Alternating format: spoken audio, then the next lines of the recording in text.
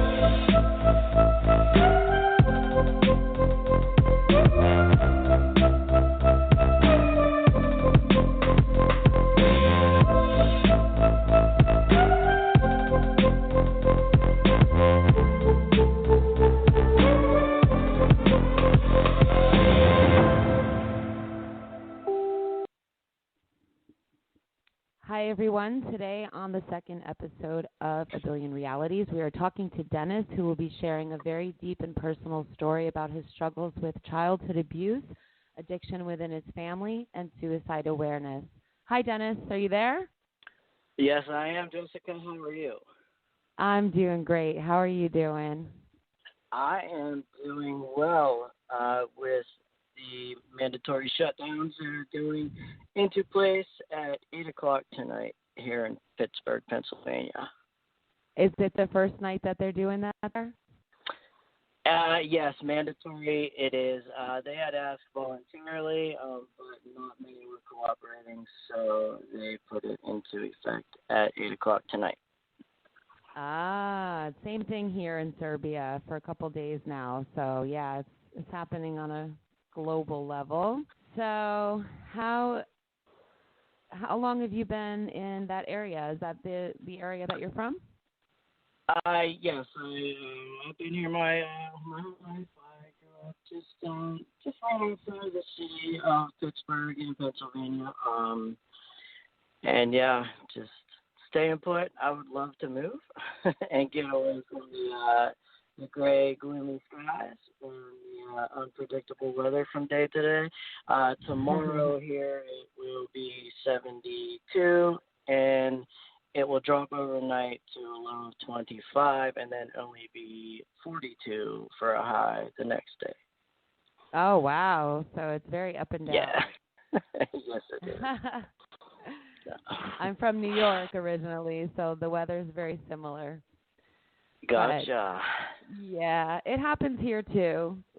We have the same four seasons, the same at the same time over here where really? I'm at in Serbia. Yeah. All right. Summers are a lot hotter, but the winters are milder, but the same.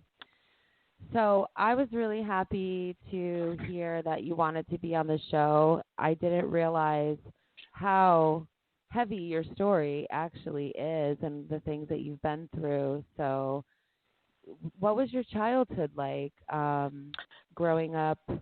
You said there was some abuse in your childhood.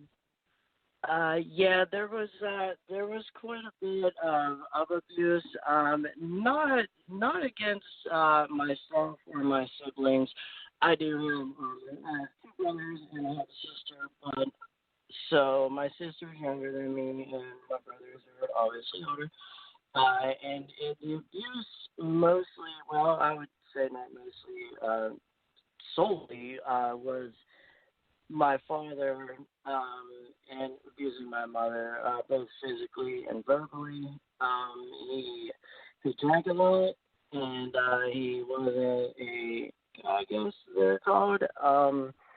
He would come home drunk and for no reason start picking fights with my mother. And the memory that sticks in my mind the most, I would have to say, would definitely be I was 4 going on 5, and I still to this day remember clearly them two fighting, and my father dragging my mother through the house, and my mother screaming for me to call 911, and my father saying, no, don't. So, and it was, for a good 15 minutes, like, and I was just stuck there in the middle. So that's the most memorable incident. But it was Wow. constant. It was very constant. And my mother she worked as a waitress at the time, and other than that, she was just the housewife. She didn't go out doing anything. They got married young, and they had us young. I believe my mother had all four of us before she had turned 21. Wow, that's really young. Four of you before 21. Yeah. And from there, once they divorced, my father ended up moving just where we live. It's like kind of like city blocks. They're not quite as long, but same concept. And my father, while we were growing up, from that point on, he lived 3 blocks over and 3 blocks down. So it was definitely under a 10-minute walk. I would say closer to 5, but we never heard from him. We from that point on, he didn't work. We didn't get birthday cards, Christmas cards, gifts of any kind. But Wow. and from there, my mother ended up in another relationship, and this guy was just the same. Just a heavy drinker and a mad drunk, and Wow. pretty much doing the same things as I was growing up, 5, 6, 7, 8, 9, 10 years old. That's And so I recall. Go ahead. how old were you when they finally divorced, your dad and her? When they finally divorced, I was 7. Oh, okay. So, Yeah. that's really So. common to get involved with another abusive relationship after being in one because you get familiarized with such a toxic dynamic.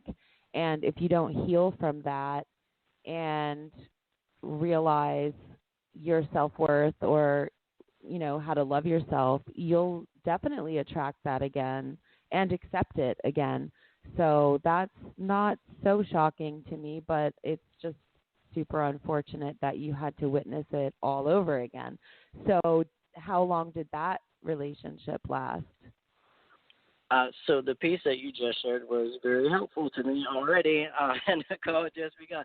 So the next relationship was, would say, about a 7-year relationship, and she wasn't married to this man, but the relationship lasted about 7 years.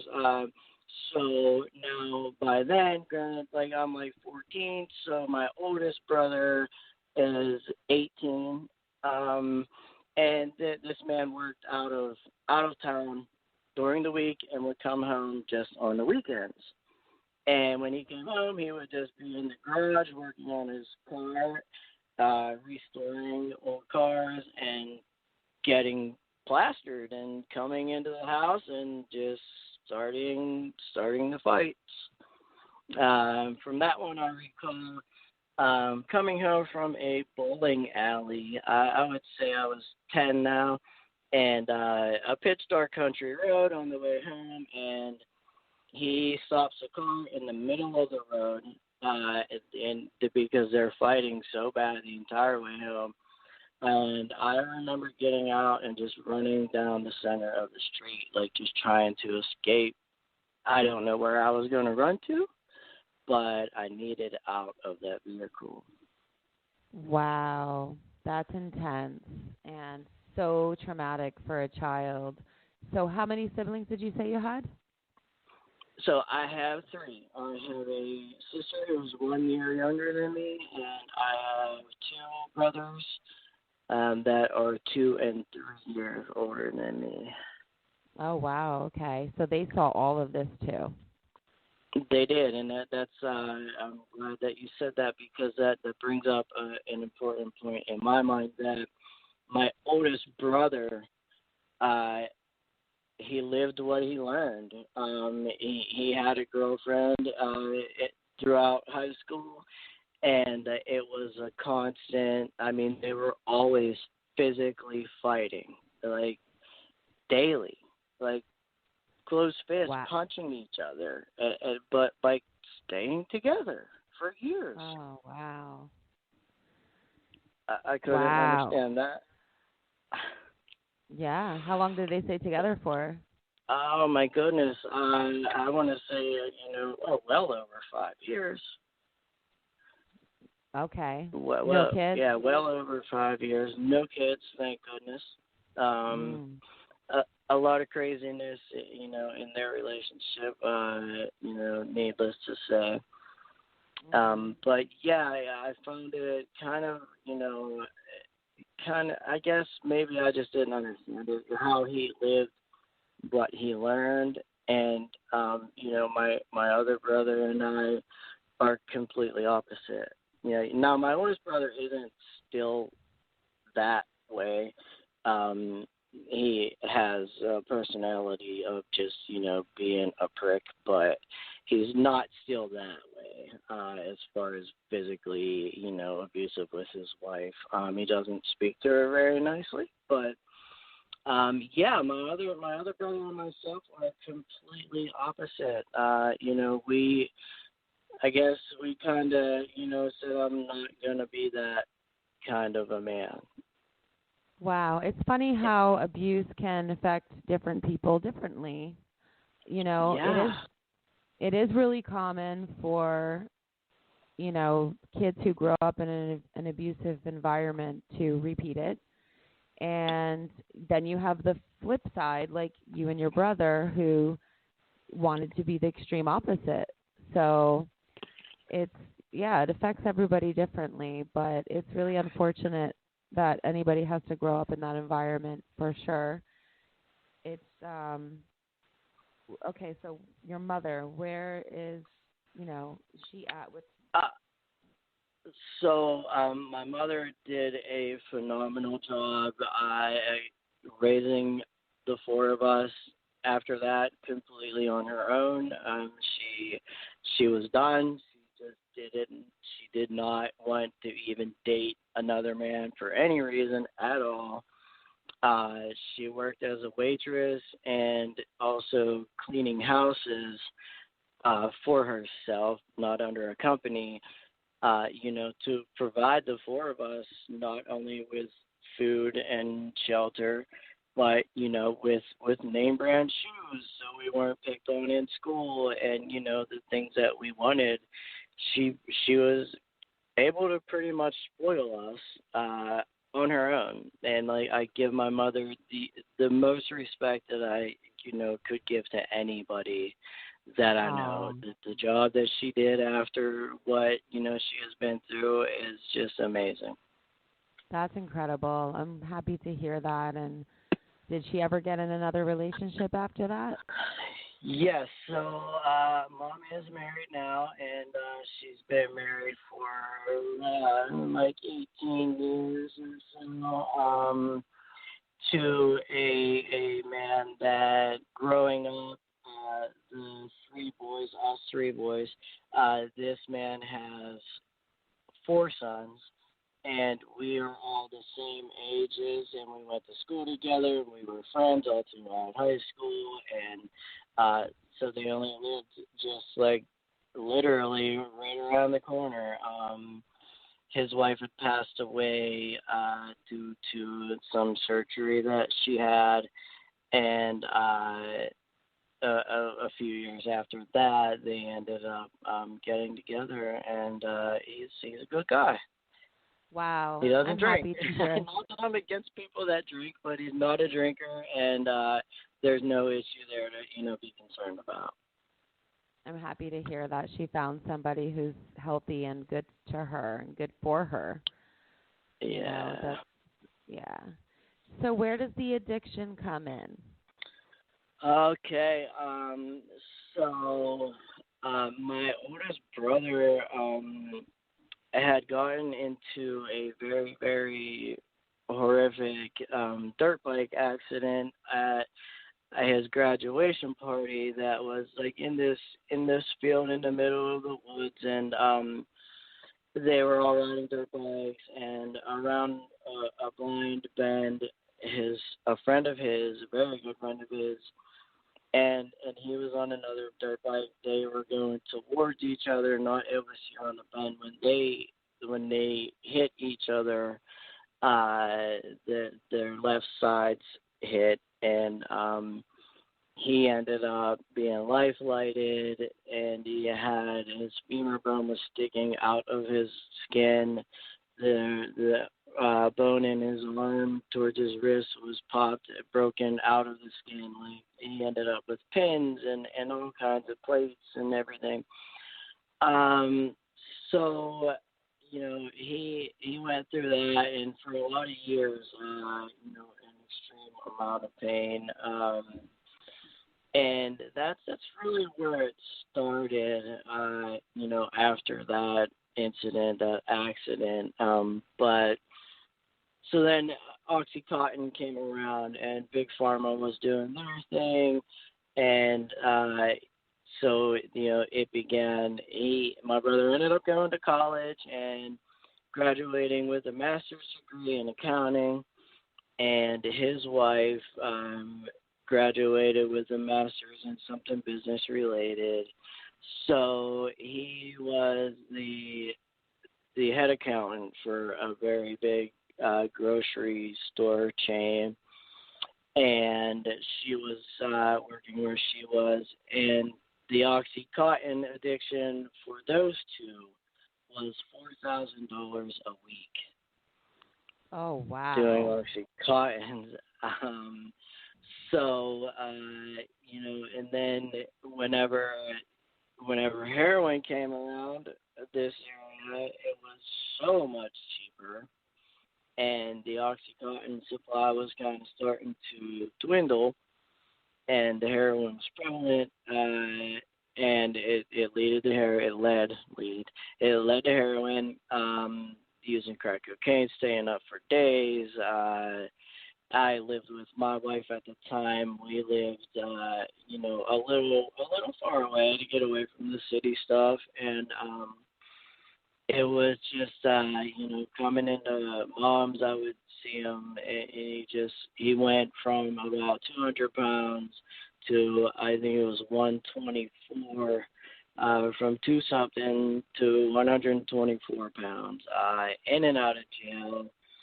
It was, and I was, everyone else in the family had kind of turned their back on him. Like, Mom didn't until he, just, almost completely drained her financially, stole her jewelry, stole things like my grandparents. We're a very close family, like Sunday dinners, every Sunday. So we're all, we're all very close. And, for that, while he was doing OxyContins and everything, he wasn't stealing. He was supporting his own habit financially. But when he was doing the heroin and the crack and everything, he was stealing off of everybody and anybody. Yeah, that's what they do. That's a common scenario, because they'll do whatever they can to get what they need. So that's unfortunate. And it does not ruin even family. not even no consideration at all. Like, I'm taking my mother's jewelry right now. So she bailed him out a couple times, and she paid his fines, and I recall being at work, and I helped get him out the first time that he went to jail, and then the second time, I remember him calling me clear as day, and he's begging me to get him out, and only like a week had gone by, and I know he just wants to get high. He wants to get out and get high. That's what he did, the first 2 times, or the first time, whatever. And I told him no. I said, listen, you're not. I'm not helping you. because I can see you in one of three places, and that would be jail, which is where you are, or I can see you in a rehab, which you're not ready to go to, or I can see you in a casket. And I was like, I'm not gonna do that. So I left him there, for a good year almost, and then I was able to help him get out and get into a 3/4 house, and then with work release and blah blah blah. So he has been clean now 10 years, and his wife has been clean 8. So it turned around. Wow. It took a long time, but it turned around. So how many years was he in active addiction? He was in active addiction for almost 20 years. Yeah, because I want to say 18. Was it really that long? Wow. Yeah, it was. Wow. It was almost 18 years. Because I recall, this is the flashback. I recall him being at my mother's when I was going through a major state of depression. And him and us two hugging and me saying, like, I feel like I just lost 2 years of my life. I don't know what's going on. And he began crying, and he said, I lost almost 18 of mine in addiction. Missing the kids grow up, his nieces and nephews, and, just regrets. Yeah, that's a long time, but it's not uncommon. Yeah. Yeah, it's everywhere, big issue. Yep. So what was the final turning point for him that he was like, I don't want to live like this anymore? You know what, I think it was just it took me, because I was his last person to hold on to that didn't give up on him. And it took me leaving him in prison long enough, to completely have it out of his system and give him time with nothing to do but reflect about what's been going on all this time, and how much damage he had caused, not only to himself, but like I said, to my mom, to his other siblings, and I just then, I think it was that length of time that I left him in there. And, he could have came out and started doing, that all over again. But he chose not to. And, now he not only goes to NA meetings, but he has his own home groups where he is the leader of, very active in that community. That's amazing. I Love was just talking to my last guest, Dave King. He has 2 nonprofits dedicated to addiction and suicide, abuse, and basically they have the homes where they take individuals, probably more so kids, in who are struggling with these things. And yeah, I was asking him the same thing, like how many ex-addicts, how many addicts who aren't using anymore turn that pain into their purpose. And he said, yeah, it's very, very common. So I think that helps an addict to stay on the right path, right? To be helpful, giving back to others who went through what they went through. And it also serves as a reminder of, the dark underworld of addiction. So it's like, you see it all over again, and you're like, I definitely don't want to go back there. Yeah, and it's it can take a very long time. Some people are able to just say I'm done with this, and but most aren't. He has a very good friend who is now a licensed psychologist who spent 30 years hooked on crack cocaine. Wow. And now he's in his 50s, but he's a psychologist, and he runs all kinds of community events and has drop-in centers. And my brother has what are they called? He has houses where people go to while they're active in drug court. He has rentals for them to stay in sober living houses.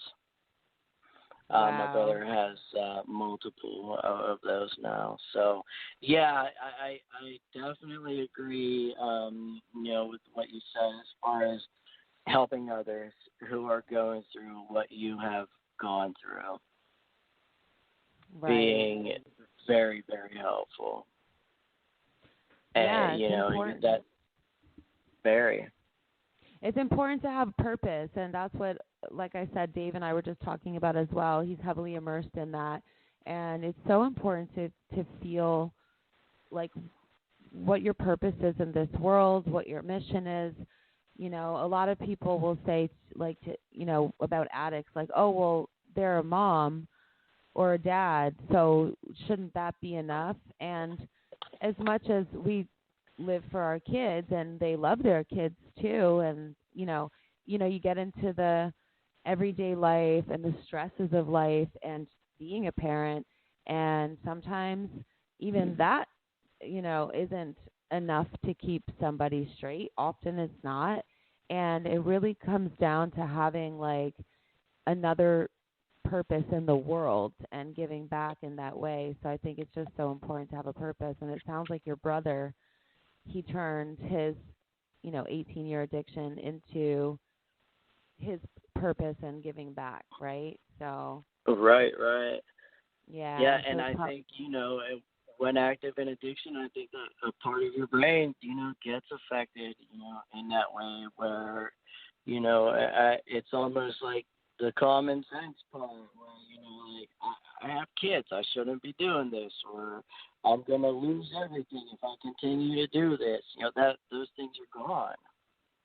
I yeah. really don't think that thinking, is working at that time. No, it And doesn't. absolutely not. And I like helping others. That's why I'm doing what I'm doing. I'm very, very involved in adolescent suicide prevention. I'm working in the mental health field now for over 3 years with adolescents. Um, and thankfully, I get to keep working now that they're closing everything down. Things have changed. We got to do a lot of telecare over the phone, less face to face. But yeah, Right. and my job is my work is community based, so it's like I'm face to face. That's what I want. I want to be active with these young ones. And now it's like a little struggle. Like there's this social distancing thing where you gotta stay 6 feet away. You're Right. supposed to. And that, is putting a little damper on, my part, my role. But, as I said, that I got into what I'm doing because of what I went through. And I believe that when somebody does that, goes through something and then, is trying to help others get through something similar, that sense of purpose, is right there. It's like I love what I do. It's like I love waking up to do my work. Not one That's day in over beautiful. 3 years have I said to myself, I don't want to go to work or come home in a bad mood or not once. Yeah. So I think and it's got to be because of some of the things that I've gone through. Yeah, and if you're okay with it, you can share your story about that and how it's translated to what you're doing now. And building That's up to. that resiliency, you know, Mhm. learning to be Yeah. resilient Absolutely. and So, working through some pretty difficult things. So if you want me to continue, I will just jump back to my father. So he disappeared. Basically, just didn't hear from him a very long time. Fast forward, Your son. Your um, son? we're back to my father for a minute. Oh, okay. I'm sorry. You cut out a no, little bit, yeah. so I didn't hear. I got you. Yeah. So Okay. I moved, and I shouldn't have done that. So That's okay. back to my father for a little bit. He disappeared. Well, he was very close physically, but not there for us. So early 20s now. I'm 20 years old, and I have my first son, the first grandchild in the family, and about a year. It took about a year, maybe. No, I would say 6 months. My father, all of a sudden, there he is. Like, can I see my grandson? We're holding grudges. Okay, so he's coming around, and then my sister has a kid, and then my brother has twins, and my sister has another one, and so now Grandpap's in the picture. Dad's back around for a very long time now, for years. And he was around. He was staying with my sister for a little bit. He had gotten separated from the woman he was married to, and then he moved in with another woman, and blah blah blah. So I'm at home in the country kind of setting, having fires in the yard. Dad's around, having a few beers, changed from the angry person that he was. And a summer night, he had called, and it was it's almost 9:30, and he asked what I was doing, and just, nothing, and said, well, I can grab some beer if you want to start a fire. We can just BS by the fire. And I said, all right.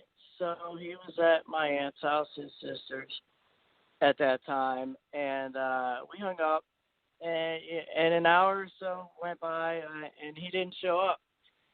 I thought nothing of it. It's like, no big deal, whatever. He got sidetracked, whatever happened.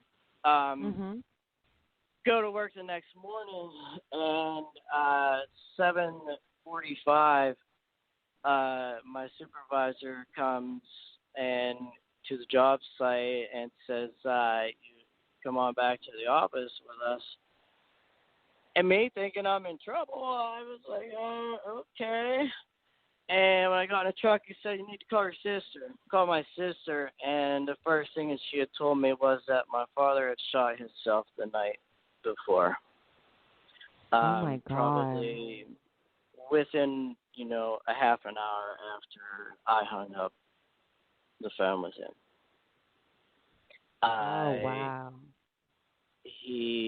My aunt, his sister, her husband had come home, and my dad's car was there, and he didn't see my dad anywhere, and he noticed that his gun was gone, and he called the state police, and they found my dad sitting in a chair behind the house with a gun beside him. Wow, that's crazy. So that was pretty shocking. Did he leave a note or anything? No, and that's the hardest part, Jessica. That's where, the whys, that will never be answered. I mean, because yeah.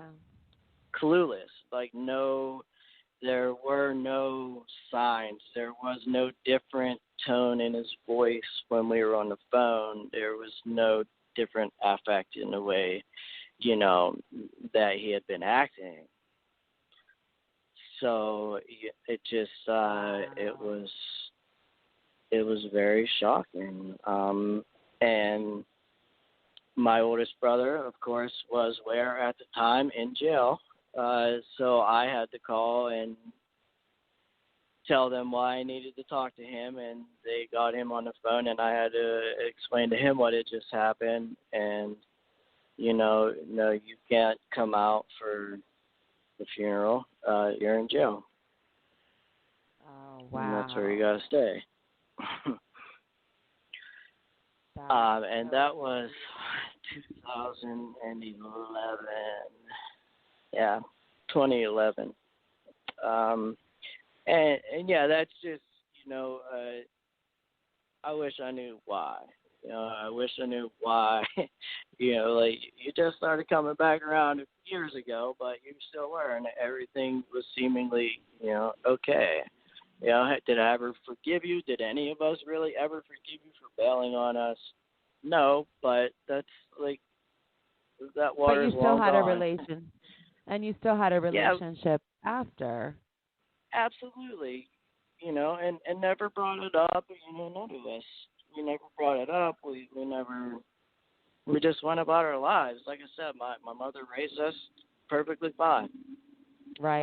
And you had support from her, so you just kind of left that alone, it sounds like, with him. And then he came Yeah, back around and you accepted him. yeah, and that was it. That was that. So reasons I couldn't come up with one. And that's another way that my brother and I that went opposite. We went opposite. I had my first son, Austin, at the age of 20, and in my mind, I was not going to be like my father, no matter what. I was not going to be that kind of dad in any way. So Right. from day one, that Austin, my best friend, like all day, every day, it's just inseparable. For 20 years almost. Just Wow. became my best friend and my focus, and my brother was the same way when he had his twins. I'm sorry, I So, didn't catch that. What did you say? so my back Your to the brother. story. So my brother was the same with his twins after he had kids. Just not being the father that our father was. Like Ah. let's just do our best and be the dad, to our children that we wanted growing up. Yeah. Right. That's all, and it seemed pretty simple to do. It didn't seem very difficult. So, yeah, I may have got years, state messed up. I'm not sure, but That's so okay. We don't care about that. and fast forwarding throughout my life with Austin, like I said, it was everything, camping, fishing, like all the father and son. He graduated school in January ahead of the class that graduated in June. Very bright, very, very smart, very outgoing, very friendly, lots of friends. And he got out of school and was working for me at the time. I was a self-employed contractor working on homes.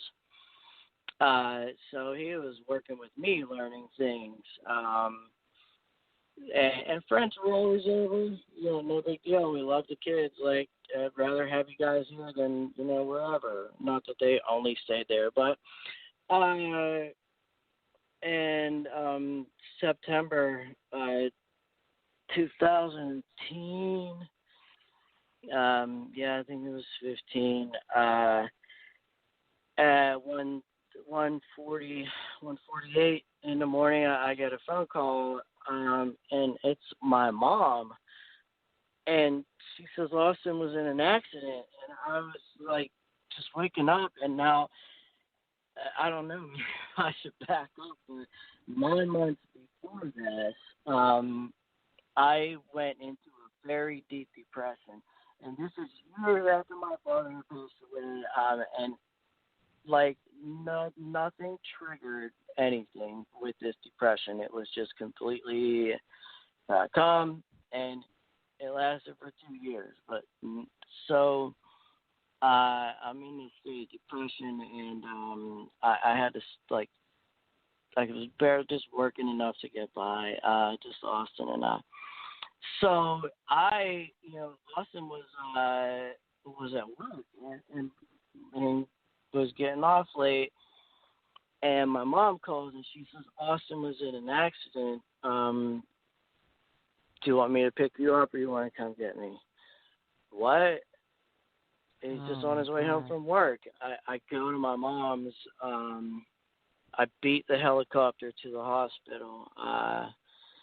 And we're sitting there, and his mother and I, we're no longer together, but close enough friends and respectable enough, that there were no issues that would involve Austin the entire time we were together. No courts, no custody. I mean, she knew that we were the best of friends, and she wouldn't do that, to me or to him, really. Right. So in the hospital, for forever.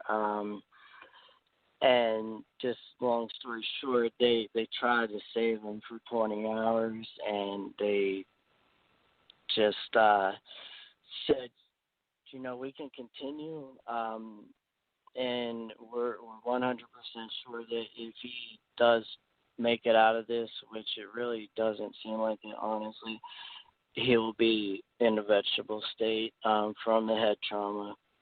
And his mother and I had to agree to just let them stop trying. They tried for 20 hours, and there's really no progress. Wow. So that became my living nightmare.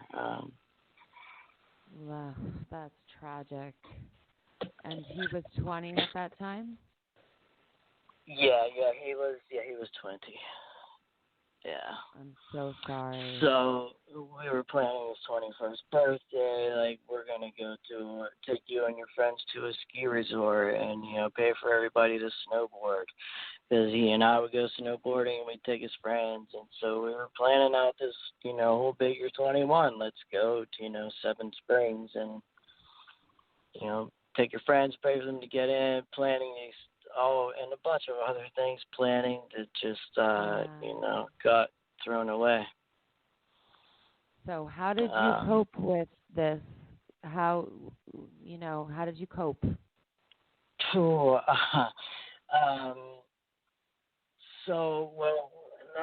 after my father shot himself at that time, I was having teeth work done, and they were giving me Vicodin, and I had 3 teeth pulled, and they gave me 30 Vicodin extra strength with 2 refills. So they gave me 90 Vicodin. Like, now my wow.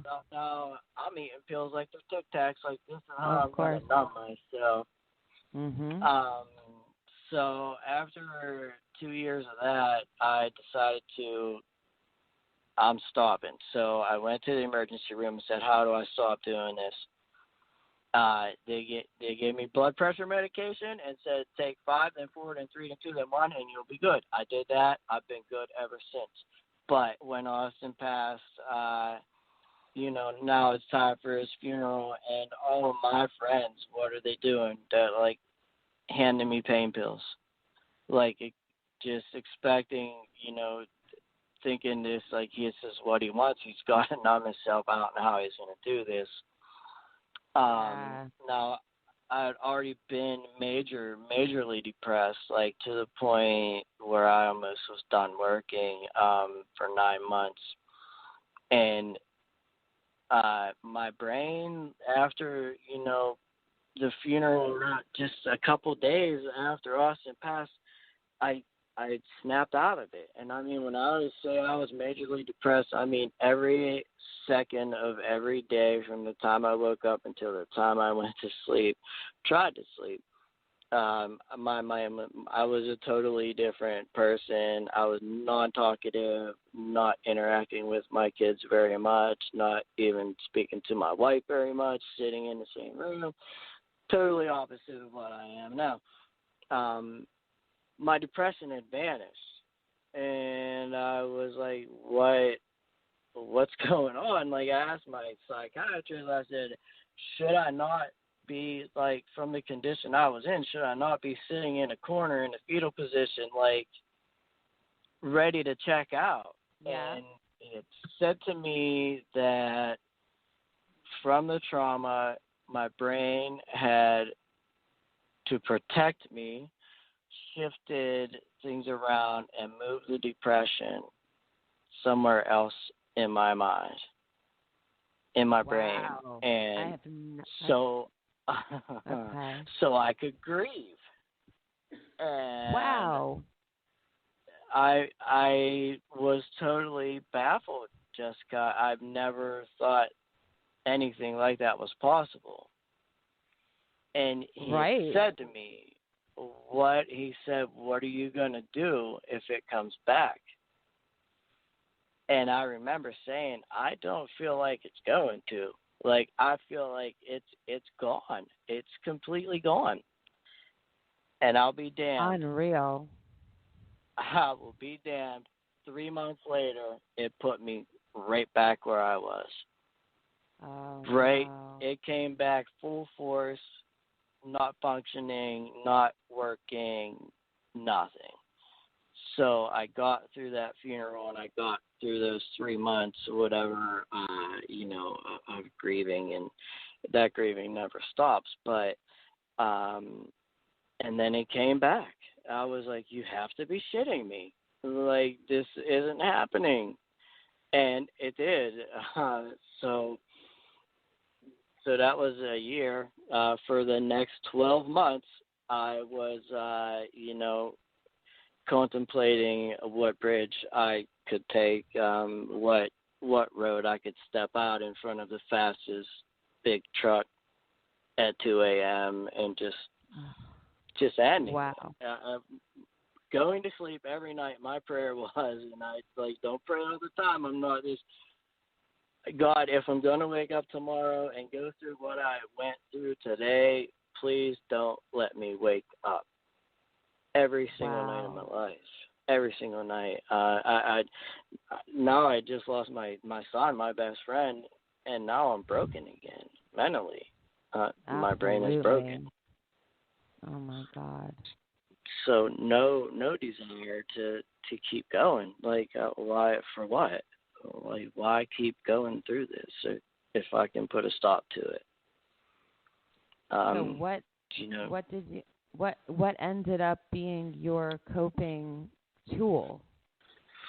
So fortunately, I didn't take the drug route. I didn't take any of the pills. My friends, who I'm sure they're very good friends, were really just trying to help me out in a way. Of course. They don't know what to do. Like, nobody knows what to do or what to say. Like, right. What do you say to somebody who just lost their child? Like, there aren't words, that are going to fix anything. There's not. So I through my depression, through everything, I still continue to meet with a therapist and with a psychiatrist. Not very often. I started, thinking in my mind, what's the point? Like, I've tried all these medications, 19 medications, antidepressants, with no relief for this. What's the point in me continuing to go talk to these people? So I started doing that, and it was for probably almost, 5 months. I wasn't, doing anything. I was just kind of shut down. I was leaving the house in my work truck and, like, going and parking on a road somewhere and going to sleep on a beautiful summer day, like, beautiful outside, 80 degrees, and, like, I'm sleeping in my truck because I'm mentally broken. This isn't by choice. Like, I love life. I love being outdoors and breathing in the air and just doing anything physical outside. I love life. Like, I was always the happiest. I'll bring you up if you're down. Like, but now I was broken. So my mom had actually taking me. So my wife was trying to get me to go back to work a couple times, and I did 3 times, and I got hired 3 times at 3 different jobs for $18 an hour to start, and I quit each job. So she had finally understood that, this isn't, I'm not lazy, and it never was. Like, something's wrong with me for real. Right. So she said, listen, don't even try to work again. I'll work more hours. She's a hairstylist. She said, just go, please go do something, get yourself help. My mom took me over to a mental health treatment facility, and she said, go in and just ask them. Like, I didn't even want help because nothing's going to work. So she said, go in and ask them, what do you do? What do you need to do? Like, intake something, a group. So I go in and I go up to the counter, like, kinda. I went where my mom couldn't see me, and now I'm 40 freaking years old almost, and ditching and hiding from my mom. And I go back out to tell her that I talked to somebody, which I didn't, but she wasn't there. So I was like, son of a. So again, I talked to these people.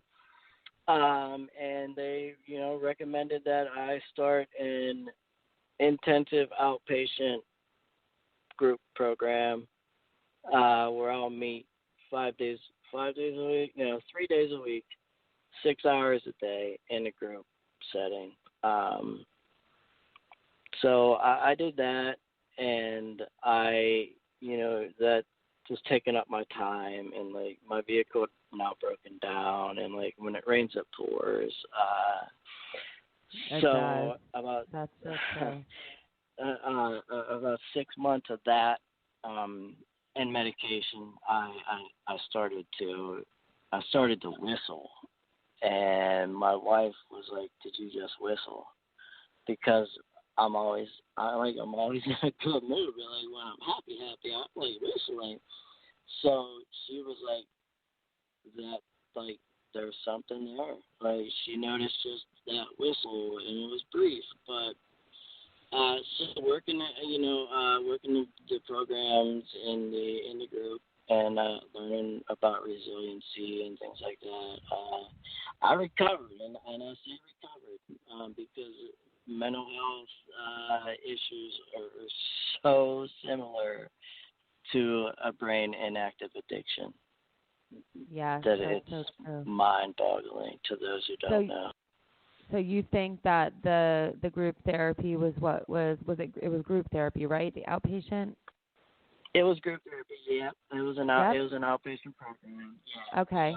So do I you think that think had a lot to that do with it. okay?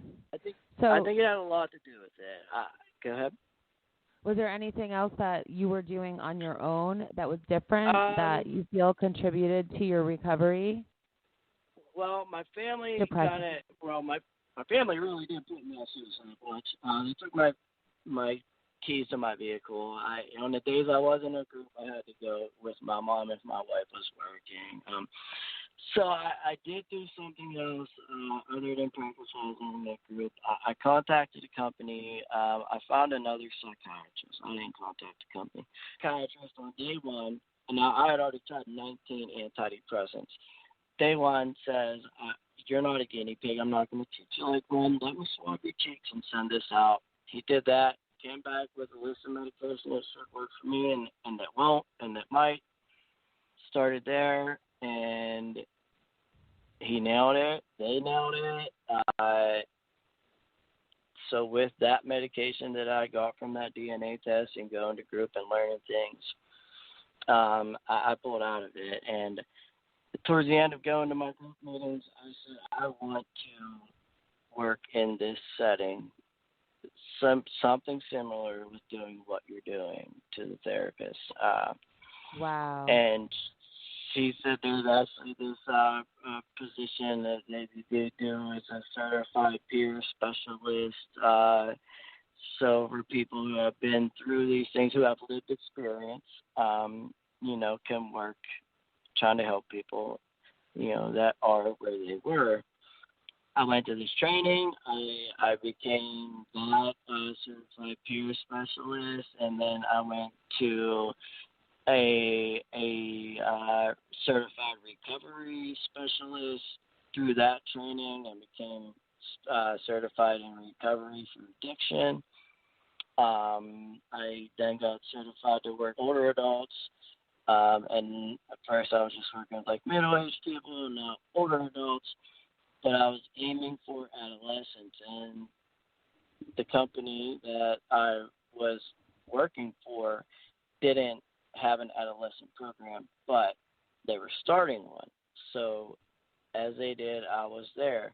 I'm in that, in school to receive a degree in therapy so I can work as a mobile therapist for this company, which is the same company where I was going to intensive outpatient. That's really amazing. So I was trying to grab the ball and run with it. And as we said a little bit ago, helping other people get through something that you've been through Yes. is So a wonderful thing. absolutely. It's so important. I really feel like it's one of the most important things in any type of recovery, whether it's addiction, abuse, loss, depression. Absolutely. So let me ask you this. So what types of things did you learn in that therapy that showed you how to use it in your life, in your situation? Were there exercises, like emotional ones, or what was that? And what was it that you liked about it enough to want to do that type of therapy with others? Thing that I learned the most that stuck with me, and it still does, and I'm still very mindful of it. So shit happens, like no matter what. We all know that. Like at any time, any day, like the shit that's happening now, it happens.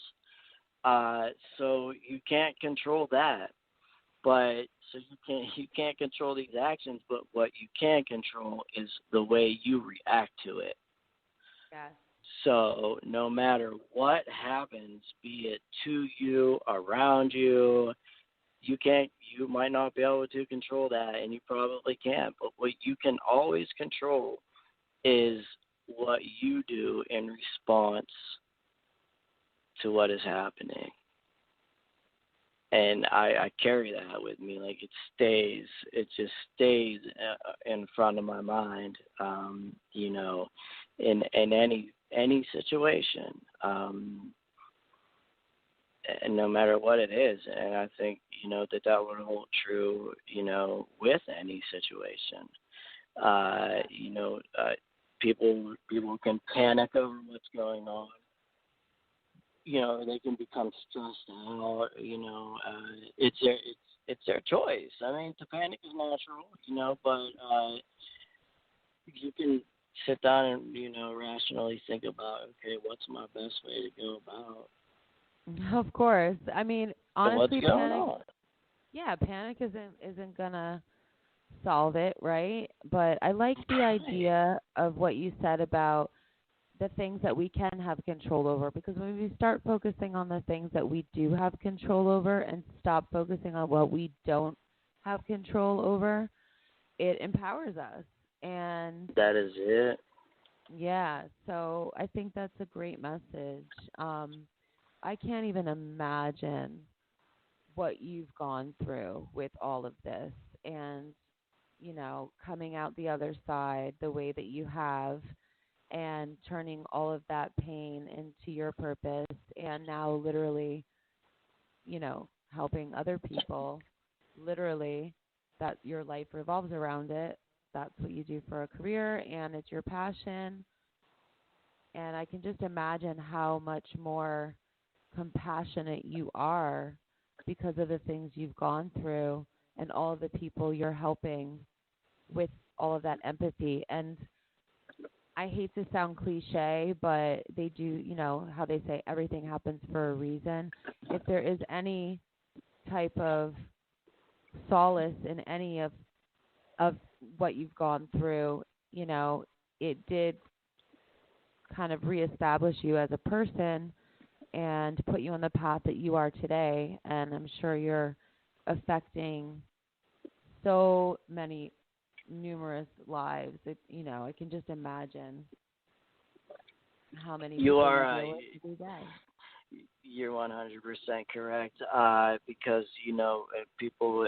I mean, I've heard that, and like, everything happens for a reason. I'm like, okay, why?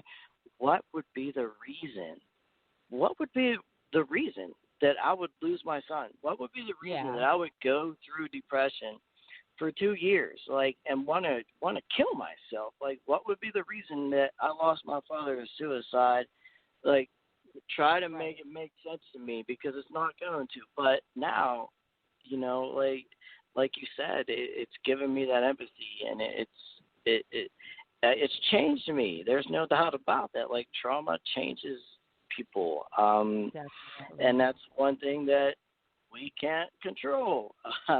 So, No. I the best of it, and that's not just why I like to make the best of a bad situation. I'm able to help people easily, and like, not fake. Like, that this is real. Like, I might not know exactly how you're feeling or exactly what you're going through, but the odds are I can get it pretty damn close.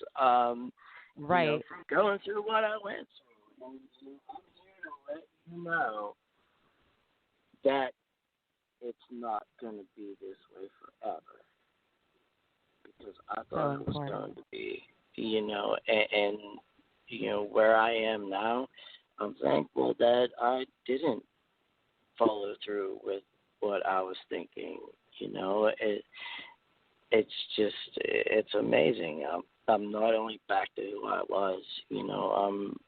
I'm more than that. I help people on just like a social media thing that I've never met these people, and I may never meet them. But it doesn't matter to me. Is if you stay Hmm. alive, like, hey, that's good enough for me. Definitely. That's all I need. Yeah.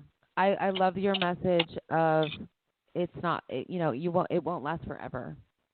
You won't Yeah. stay in that dark place forever, and that's exactly what the last guest I had, I was telling you, we talked about the same topics actually, and he also works with people who are struggling with suicidal thoughts and addiction and abuse.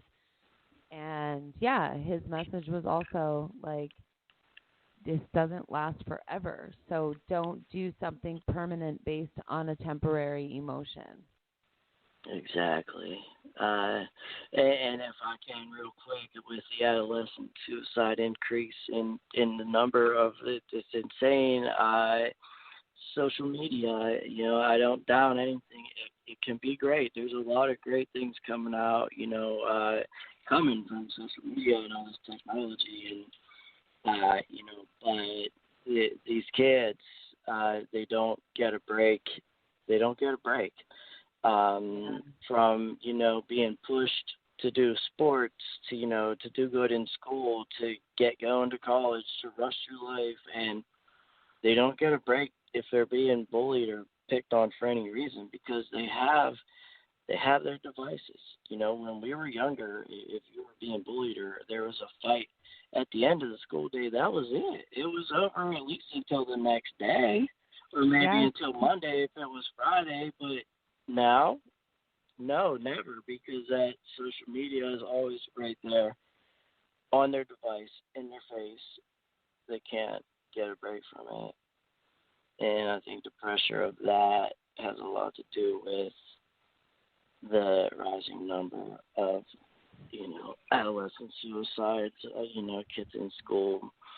great It's point. just, it's crazy. I mean, this year already, well over 231,000 kids have taken their lives. That is unreal, It's honestly. It's almost just a quarter unreal. of a million. It's unbelievable. Wow. I agree with you. Yeah, the social media aspect and not getting a break. Like you said, when we grew up, we didn't have any of that. Not even close. Nothing like Right. it. You're 40, right? Yeah, yeah, I'm close to 45. Okay. So yeah, I'm 38. So yeah, like I grew up in the 90s, you know. Yeah. I graduated in Like maybe the first 1999. bag phone, maybe the first bag cell phone came out. Like it was in a big bag you had to carry around. Yeah, I never even saw one though, you know? Like I wasn't a rich kid, so yeah, I didn't see stuff yeah. like that. We didn't even have walkie talkies, you know. Like they just come out later. Like we couldn't afford that shit if it was out. Yeah, Yeah. I had a So beeper, they you know? yeah, your Walkman. You might have got a Discman. Yeah, like if you're rocking, and you had a big boombox on your shoulder, maybe, but Yeah. you weren't carrying around your problems in your pocket. No, and it wasn't there for the world to see over and over and over again. So Mm. like, you do something like embarrassing or you get into a fight. It was like, oh, okay, well everybody's gonna forget about it in a couple weeks because somebody else is gonna do And they something did. stupid. Yeah, Yeah. you're right. But You're right. now it's like, no, because guess what? It's all right here, and people can torment you over and over and over again with it. Yeah, Yeah. it's a lot. It's a lot of pressure. My son, who's 11, I have a 13-year-old son and an 11-year-old son, and my 11-year-old wanted to open a Facebook. Well, he did open a Facebook. So Mhm. I said, "Oh my God, I didn't say, that you were allowed to open a Facebook. You need to ask me that first. I don't." He had like the Yeah. town that he lives in and all that, and then he had all these strangers on there. I'm Yeah. like, "Nope, this is not Yeah. happening." Not happening. Like I said, "I've already talked to you about this." And he's like, "Well, I'm older now." I'm like, "That was like a year ago." Yeah. I'm so He's much like, more "I'm older mature than I now." was and I said, responsible. "Yeah." I'm like, "You are still 11 and Yep. you cannot be friends with strangers and you can't post where you live." And no, I'm like, Yeah. "No, you have to delete your Facebook. I'm sorry. It's not Yeah, it's happening." too dangerous out there. I have a 10-year-old and his brother. I have a 10-year-old and a 14-year-old, and that's my 10-year-old. Like, Dad, why can't I have Facebook? I'm like, dude, because you don't need Facebook. Dad, why can't I have a cell phone? I'm like, dude, you got friends in school. That's it. Like, what? No, no. Yeah. Well, uh, it, my brother has it. Like he's in his teens. He didn't get a phone till he was in his teens, and he didn't get a Facebook till he was in his teens. There's a lot of Yep. reasons. Little guy, we sit down and talk about it all the time. Don't pretend like you forget. Mhm. But Yeah. they'll try. Tomorrow They'll they'll be try. older. Yeah, they'll I be older yeah. tomorrow. I did allow him to have an Instagram because there's no personal info and you know what I mean, it's less personal than Facebook. So I said, "Okay, you can share You're photos right. You're right. between your friends and yourself, like people's kids he knows, but yeah, it's tricky. It's really scary. Um because Absolutely. you don't want them to think that their life revolves around that social media. So I live in Yeah. Serbia, as you know, and we've been Mhm. here for like 7.5 years, and they are outside all the time. So living in Serbia, in a way, and it's like because we don't live in the city anymore, we live in like a really small town. It's more like a village. Um, Nice. Basically, it's basically like going back into the 80s. Awesome. So yeah, they play Awesome. outside I all would day. They're love that. outside. Yep, they play outside. They ride their Ah, bikes. My other son said to me the one day, he's like, "Mommy, can I go explore abandoned buildings and leave my phone at home so I can pretend like I'm in the 80s?" I was like, go. I'm like, "No, you can't explore abandoned buildings, number one, because you don't know who's in there. And number two, no, you Yeah. can't go anywhere without your phone. I need to Nope, check on not you." today. Yeah. Yeah, when we were younger, well, if you didn't have phones, how would you like find your friends? I would do like I would ride my bike to their house. Well, if they weren't home, Exactly. then I would ride my bike and go look for them, or I would ride to another friend's house. Like, Exactly. You could explore it all is a day and find your friend. yeah, it is a different world, different times. I think as parents, we need to adjust a little bit, with this technology, and this is how they're communicating, and but just adjust a little bit. They still need that face to face and that human interaction, and the Yeah. real shit in the world, not just the fake book, and all that. Yep. Of course. Be real, Yeah, and like I'm also not saying that technology is a bad thing, but when they're young right? and you know that the damages that they can cause, by excess or using it in the wrong way, we have to be aware. We just have to be aware. Absolutely. And when I, as I got deeper and deeper involved in adolescent suicide prevention, I went and I researched. I went back, through the timeline of, not to even name, any social media things for any reason, but as they came out and as they became more popular, and as a newer, more popular one came out with more connections and ways, uh, suicide numbers went up, and went up. um, Wow. and that's not the single blame, single cause. Absolutely not. But it plays a very, very big part in it. And that sucks. Definitely. Yeah, it So does. I love what you're doing, and I'm so happy that you came on today. And I know it was a little bit last minute because I had some changes, and I was so, grateful that you were able to jump on and tell your story. It's a very, very deep story. It's very personal, but I think that by you sharing it and the ways that you got through it, and then obviously helping others and turning your career into that is a really powerful message. So thank you for being on. And loving it. I appreciate you. I appreciate what you're doing. thank So you. I'm honored. I feel honored. I Thank loved you. it, and I want you to be safe.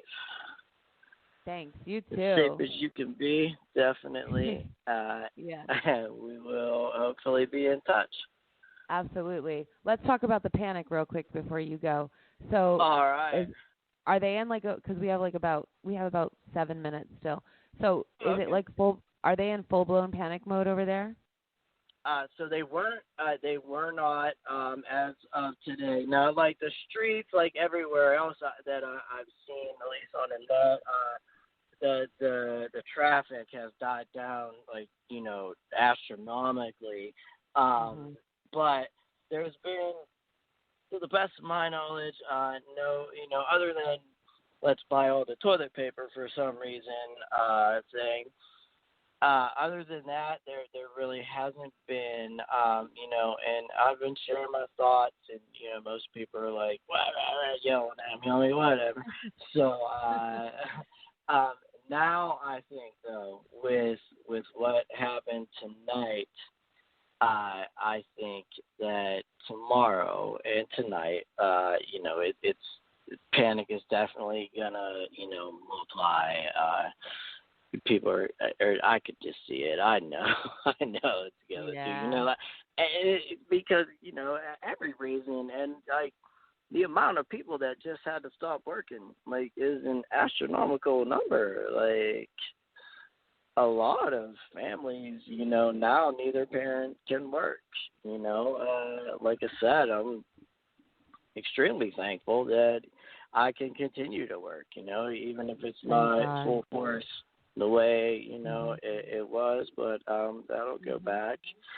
Yeah. And it's gonna get worse before it gets better. At least I'm aware of that. And it's gonna be some time. It's not gonna be over tomorrow. No. So I think as long as I'm calm enough to keep my people around me calm. Mhm. We can't prevent the panic.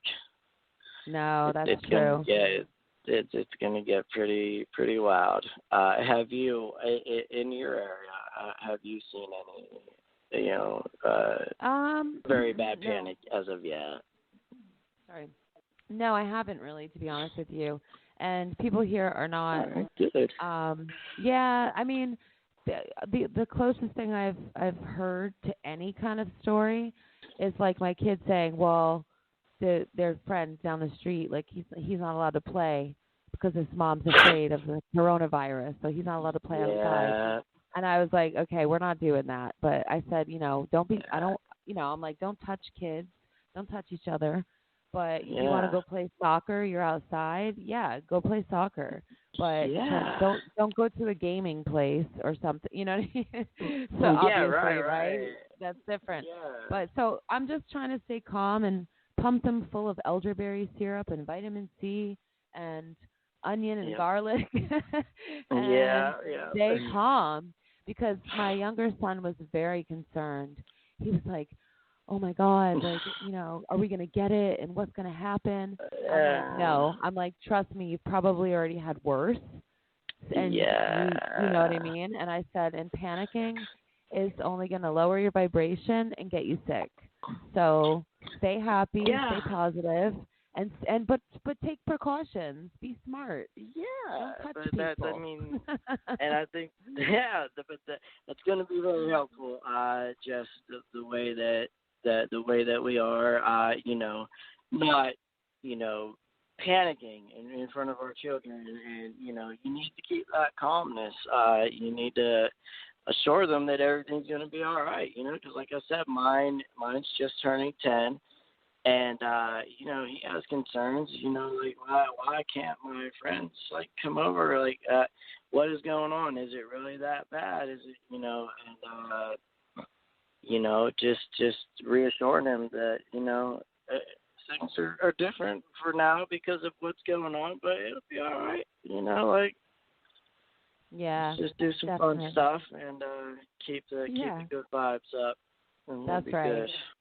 Exactly. Got it. Well, thank you so much again for being on the show, and thank you to everybody who tuned in. And I think we'll be having Dennis on another show at some point to check back in because you have a lot of good stuff to talk about, and this was really great. Thanks for all the positive messages, and stay tuned for next show, guys. Bye, Dennis. Thank you. Bye. Take care. You're welcome. Take Thank you. care. Bye. Thank you for joining us today on A Billion Realities. Please stay tuned for next Wednesday's show at 3 p.m. Pacific Standard Time or 6 p.m. Eastern Standard Time. Take care, everyone.